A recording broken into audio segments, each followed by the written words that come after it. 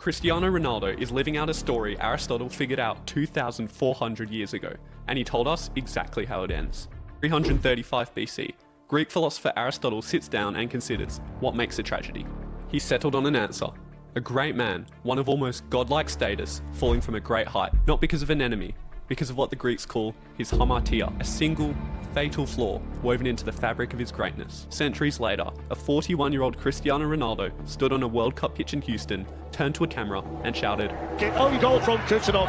If you know how the Greeks end their stories, this line will worry you, because the tragic hero is never more doomed than the moment he declares himself invincible. For 20 years, we assumed Ronaldo's flaw was just a side effect of his consistent brilliance, the arrogance, the obsession, the refusal to ever accept that he was beaten. But we didn't realize these traits, bordering on delusion, weren't a side effect at all. They were the very thing that would destroy him. And a few days ago, the fall finally came. Ronaldo and Portugal were sent packing by Spain 1-0. Ronaldo played the full 90 minutes, but failed to make an impact. Aristotle never saw a football match, but he wrote the script for this exact downfall. To see how Ronaldo is following it word for word, we have to go back to the beginning.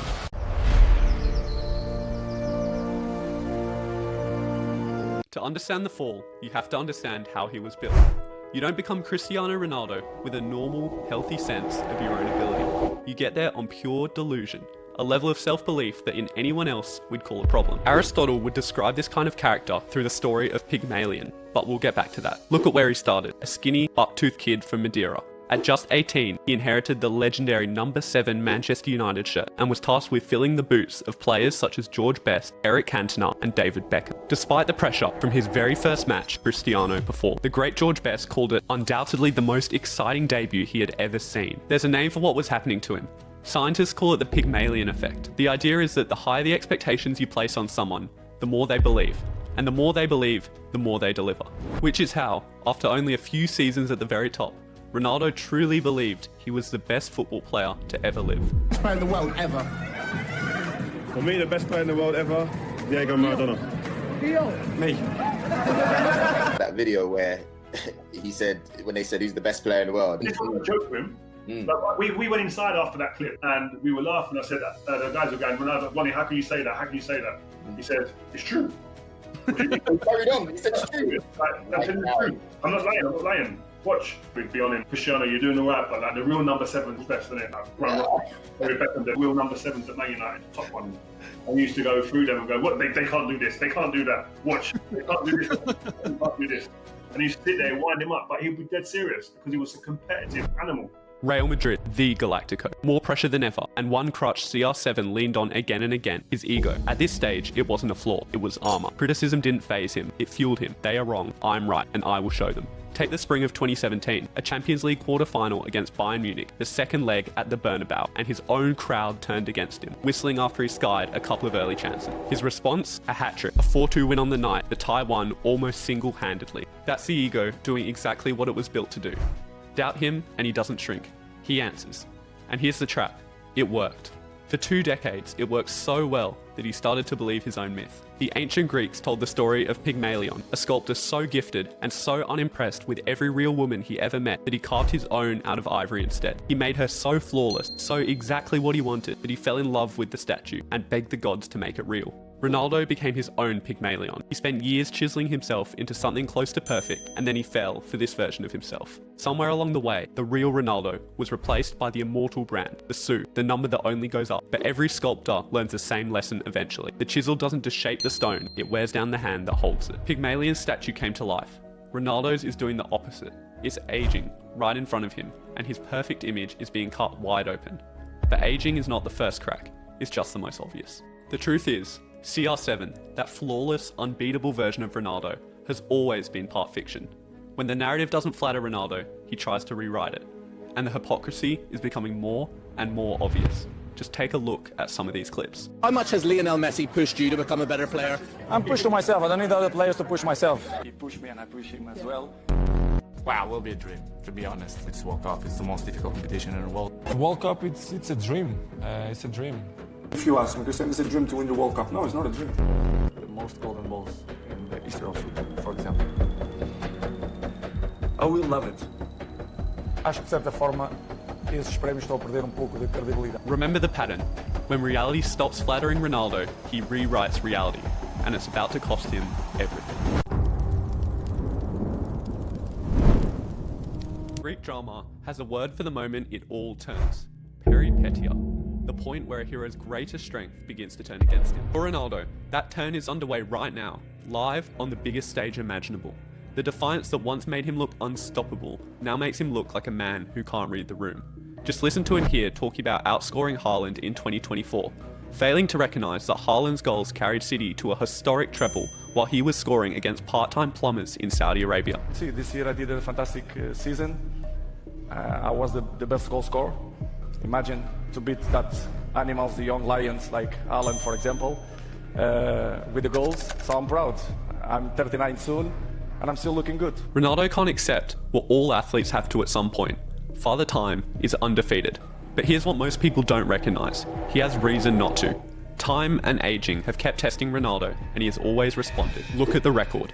At his United peak in 2004-05, he attempted 9.55 dribbles per 90 minutes. By his final Madrid season in 2017-18, CR7 only attempted 3.07 dribbles per 90. His touches also fell across his Madrid career, from 72 a game in 2009-10 to 46 by the time he left the club. Yet, the goals never stopped flowing. CR7 outscored his best season at United every single season at Madrid bar 2. At Juventus, the transformation was complete. Touches and dribbles remained low. In his 4 seasons before moving to United, he only scored 4 league goals from outside the box. But in that period, he grabbed 101 goals for Juventus, winning a Serie A Golden Boot along the way at 35 years old. But adaptation can only work for so long. On a level, he must have known this. No player goes to the Saudi League at 37 years old and thinks their time at the very top level is not over. Ronaldo himself has told us that. Listen to him here, making fun of Xavi in 2015 for playing in Qatar. Sin que cuando alguno es jugador, es entrenador, quiere aparecer en las portadas del periódico, hablan de Chris, es normal. Yo veo eso como una promisión. ¿Qué me importa que Xavi dice? Xavi juega en Qatar, no tiene interferencia ninguna, jugaba, no sé. And yet, knowing something deep down and accepting it are two very different things. Ronaldo knew what a retirement league was in 2015, but apparently not anymore. In my mind, I want to finish in the top level. I want to finish with dignity. So good, in a good club. Yeah. Doesn't mean that to go USA or Qatar or Dubai, it's not good, but I don't see myself. You wouldn't want that for you? No. Al Nassr forever. If I play in Premier League now, in the top team, I will score the same. And I still continue, and I repeat, the Saudi League is much better than Portuguese League, of course. French League is only PSG. And they should count like the goals to be the top scorer, the Golden Ball. Why they don't count Saudi League? Why? This is what Peripeteia looks like once it turns. The same strength, still burning, just pointed in the wrong direction. Ronaldo's Peripeteia didn't just turn at this World Cup though, it started turning years ago. At the 2022 World Cup, he managed 1 goal, a penalty, in 5 games. In the knockouts, he was dropped to the bench and his replacement, Gonzalo Ramos, bagged a hat-trick against Switzerland. Euro 2024 was worse. 5 games, not a single goal, and an extra time penalty saved before France finally put Portugal out. The riches of the Saudi League could paper over a lot, but they couldn't hide what the biggest stage kept exposing. Against world-class defences, Ronaldo could no longer deliver. Across the 2 tournaments, he went 9 straight games without scoring a goal. And at the opening game of the 2026 World Cup, he made it 10. 90 minutes against the Democratic Republic of Congo, and the greatest goal scorer the game has ever produced touched the ball 25 times. Fewer than any other Portugal starter. 12 fewer than Portugal's keeper, and most of them occurring in his own half. 3 shots, all 3 off target. Meanwhile, the other big names were filling their boots against arguably harder opposition. Messi opened with a hat-trick against Algeria. Mbappe, Kane, and Haaland all hit 2 goals in their first game. Everyone was performing. Meanwhile, Ronaldo stood in the box, waiting for a ball that was never going to come, and unable to create for himself. The backlash was immense, and not just from social media trolls. Thierry Henry himself called Ronaldo out for being selfish during the match. So look at it. Let's break it down. One thing that's important, people, please, at home, the team needs to score, not you need to score. Cristiano Ronaldo has been in that situation multiple times. If you make that run here, you make the defender take a decision to crash the 6-yard box. If he goes into that 6-yard box, you've been in that situation, Alexi, you would have had to follow him, and then it would have been a tap-in for Bruno Fernandes. But because he wants to score, he goes into the path of the back pass. You see both players, and it's easier for you to defend. And that's my thing. The team needs to score, not you. You saw the reaction of Bruno Fernandes behind, going like, let it roll, make a run, create space, so I can tap it in. It didn't happen. Portugal manager Roberto Martinez responded with defiance. It makes no sense to get the best goal scorer in world football out in a game that you need goals. And it turned out, in the short term at least, Martinez was right to stick by his man. A tragedy is never a straight line down. It requires one final ingredient, hope. Because 4 days later, Portugal played Uzbekistan, a team at their first ever World Cup. And for one night in Houston, prime Ronaldo seemed to be back. 6th minute, he scored. And it isn't just a goal, it's history. The first player ever to score at 6 different World Cups, dating back to Germany 2006. 59th minute, Bruno Fernandes slips a perfectly weighted ball through the Uzbekistan defence. Ronaldo calmly slots it past the keeper for his second and becomes the oldest man ever to score a brace in a World Cup match. 58,000 people in Houston on their feet. The Sioux. Full time, Portugal 5, Uzbekistan 0. The humiliating draw against Congo erased. The cameras find Ronaldo, as they always do, and he obliges. Goal from Cristiano. Which is exactly why that night was so dangerous for him. That flicker of hope, the one that every tragedy needs, it has a name. Ati. The false confidence the gods grant a doomed man right before they seal his fate.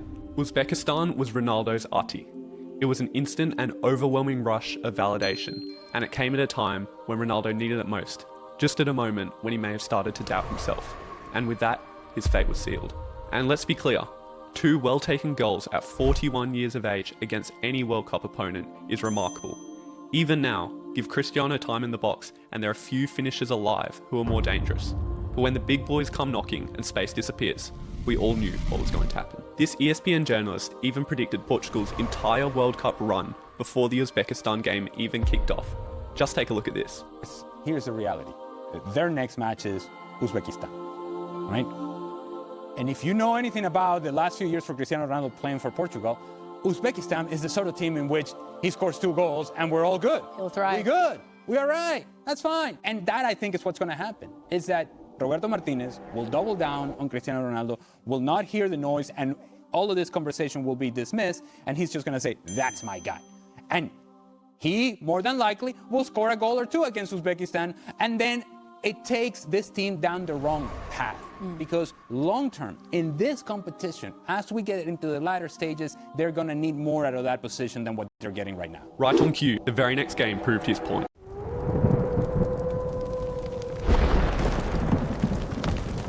Aristotle's tragedy had the perfect next stage to describe what's happening to Ronaldo.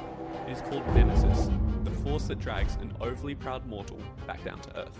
Ronaldo's Nemesis did not only come at this World Cup, it's been coming for years. Portugal's final group game, Colombia, a tricky fixture everyone had bookmarked in the calendar for months. Finalists for Copa America 2024, every man and their dogs dark horses for the tournament. All eyes were on Ronaldo to see how he would follow up his big performance. You saw Cristiano Ronaldo say he's back. Anybody can say they're back against Uzbekistan. If he is truly back, then this is the game to show it. But he was back to being a passenger.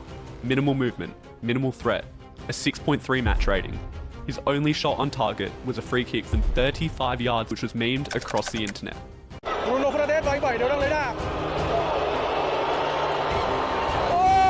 It could all be summed up in one moment. João Felix slips in through on goal. Ronaldo's run is late and he's yards offside, but he smashes it wide anyway.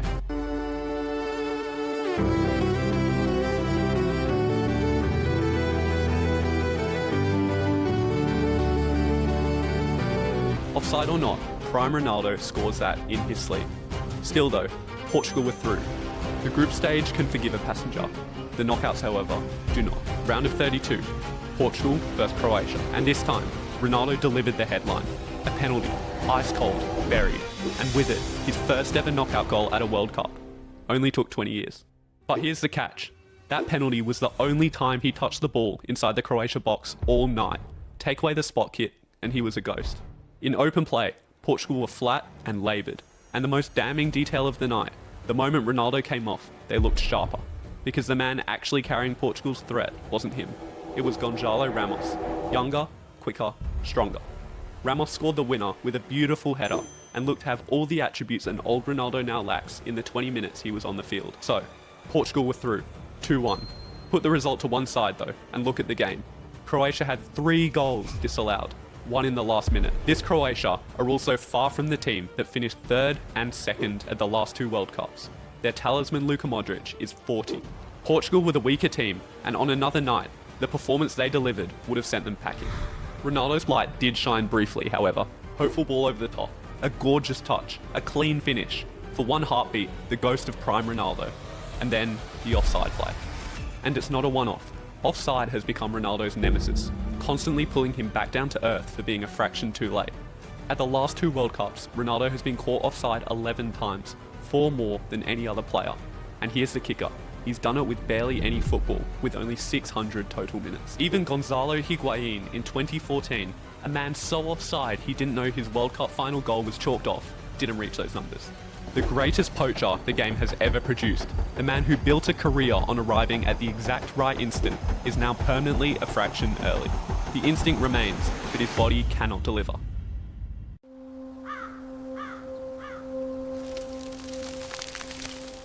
By now, the damage is done.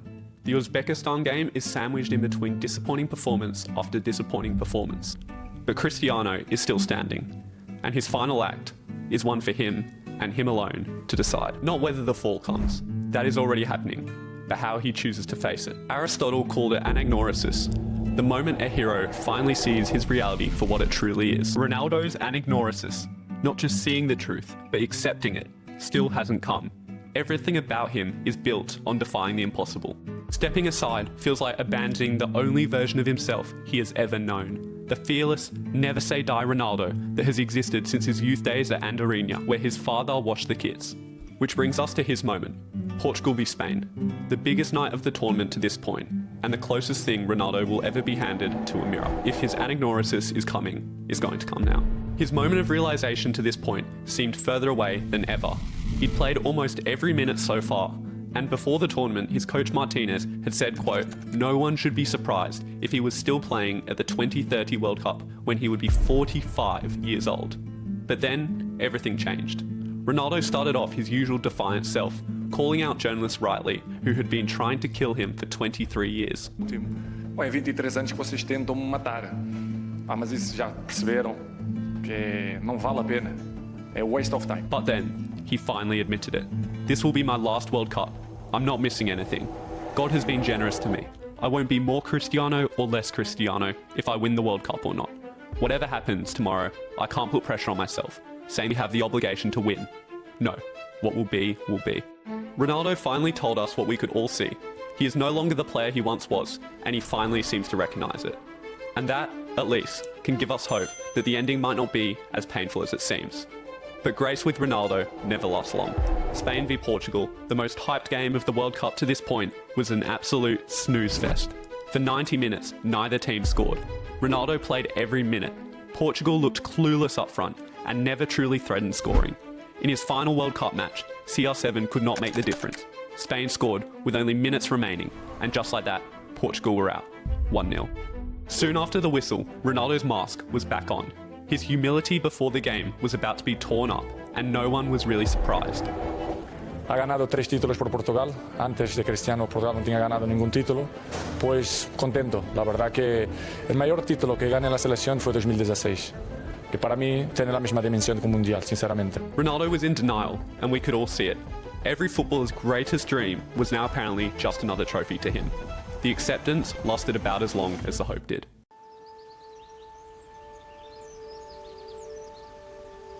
Aristotle said a tragedy is meant to stir 2 feelings in you, fear and pity. And after you felt them, you somehow feel light. He called that catharsis. Watching the final act of Cristiano Ronaldo has been exactly that. For years, CR7 had just enough left to keep fighting reality. Enough to tread water, but not enough to swim. And that was only going to end one way. For 20 years, Ronaldo put in a serious claim to be the best footballer in the history of the sport. He squeezed absolutely everything out of his body and mind to do it. The exact thing that made him immortal, that total, stubborn refusal to ever accept a loss, was the exact reason why a peaceful ending seemed impossible. But there is hope. Ronaldo told us before and after the Spain game that he is content and that he leaves his World Cup career with a clear conscience. We have no choice but to believe him. What's clear though, is that the Messi comparison still annoys him. That much is evident when even now, he still constantly tries to discredit the Argentinians. Fez o que fez hoje. O Messi também não consegue hat-trick, consegue fazer uma... O que diz isto sobre ela? And it is because of this constant need to discredit his biggest rival that the world is being so harsh on Ronaldo. Just look at how people are responding to the game. For one of the greatest to ever play football, in his final World Cup match, there was no quiet sunset, no dignified farewell, not sadness, not respect, mockery. Can we now start to place him above Pele and Maradona? Can we now start to do that with what we've seen? Yeah, but he's still behind Ronaldo. So most of us don't watch Ronaldo's downfall with hate. We don't watch it with joy. We watch it the same way Aristotle believed you should watch a tragedy, with a heavy heart and a strange kind of awe. Or that someone's self-belief could burn so bright that they could persist for this long. Aristotle would have had a name for him. He'd have called him Icarus, the one who flew too close to the sun, undone by the sky he refused to respect. Aristotle would have understood Cristiano Ronaldo completely. He'd just have warned you how the story ends. The hero always shouts, "I'm back," right before the curtain falls.